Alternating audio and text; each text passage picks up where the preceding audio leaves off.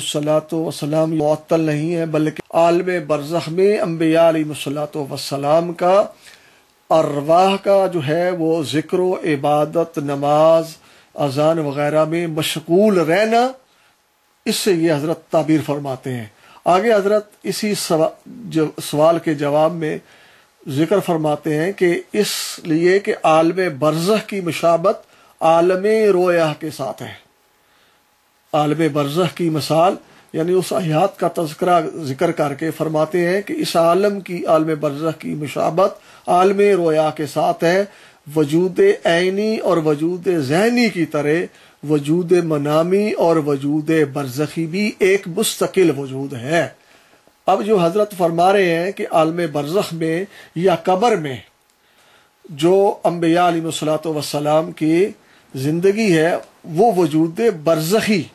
اس کا حضرت ذکر کر رہے ہیں، جیسے وجود عینی کا تذکرہ ہے اور وجود ذہنی کی طرح اور وجود منامی کا، اسی طرح حضرت فرماتے ہیں کہ وجود برزخی بھی ایک مستقل وجود ہے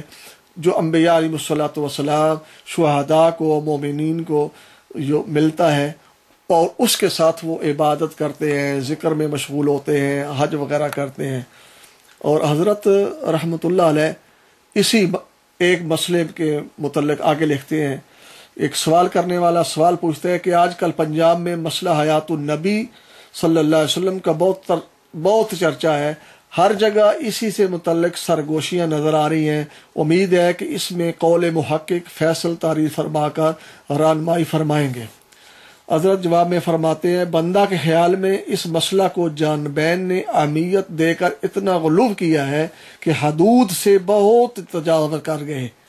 مسئلہ کی ایسی اہمیت نہ تھی کہ اس پر اختلاف و افتراق تک نوبت آ جائے، اور اگر کچھ اختلاف کرنا ہی تھا تو صرف علماء تک محدود رکھنا ضروری تھا۔ ہزاروں مسائل میں علماء کا اختلاف و انظار ہے، مگر ایسے مسائل کو عام سطح پر لا کر عامت المومنین کے اذان کو مشوش کرنا، مناظروں کے چیلنج دینا، ایک دوسرے کے خلاف اشتہار بازی اور پمفلٹ شائع کرنا اور اسی موضوع پر جلسے قائم کرنے امت کے شیرازہ کو اس طرح منتشر کرنا کوئی جواز نہیں رکھتا تھا۔ اب حضرت کی عبارت سے یہ بات نکلتی ہے کہ حضرت رحمت اللہ علیہ دونوں کو حضرت فرماتے ہیں کہ اس مسئلہ کو جانبین نے اہمیت دے کر اتنا غلو کیا ہے کہ حضرت جانبین کو یعنی جمعیت اشاعت و توحید و سنہ اور دوسرے گروہ دونوں کو دیوبند سے شمار کر رہے ہیں۔ یہ نہیں کہا رہا کہ جو آیات برزخی کے قائل ہیں وہ جو ہے وہ دیوبندی سے نکل گئے، بلکہ وہ بھی دیوبندی ہیں اور اہل سنت والجماعت سے ہیں، لیکن حضرت فرماتے ہیں کہ دونوں طرف سے جو ہے کیا ہے غلو ہوا ہے، اور دونوں نے ایک دوسرے کے خلاف اشتہار بازی کی ہے، اور دونوں نے ایک دوسرے کے خلاف مناظروں کا چیلنج کیا ہے۔ اس ایسے یہ نہیں ہونا تھا۔ یہ تھا تو حضرت بھی جو فرماتے ہیں کہ یہ بنیادی مسائل میں سے نہیں ہے، یہ تو ایک لفظی نزاع ہے۔ حضرت کی جو ہے حضرت اس مسئلے میں یہ فرماتے ہیں کہ اس مسئلے کا اتنا اہمیت نہیں تھی جتنی انہوں نے اس کو چرچا دیا ہے۔ آگے حضرت جو ہے فرماتے ہیں ایک اور سوال کے جواب میں کہ قبر سے مراد کیا ہے، جس کو آج یار لوگوں نے قبر بنا رکھا ہے۔ یہ حضرت اس کے جواب میں کیا یہ ارشاد فرماتے ہیں کہ کسی سوال کرنے والے نے پوچھا ہے، مشہور ہے کہ فرشتے میت کو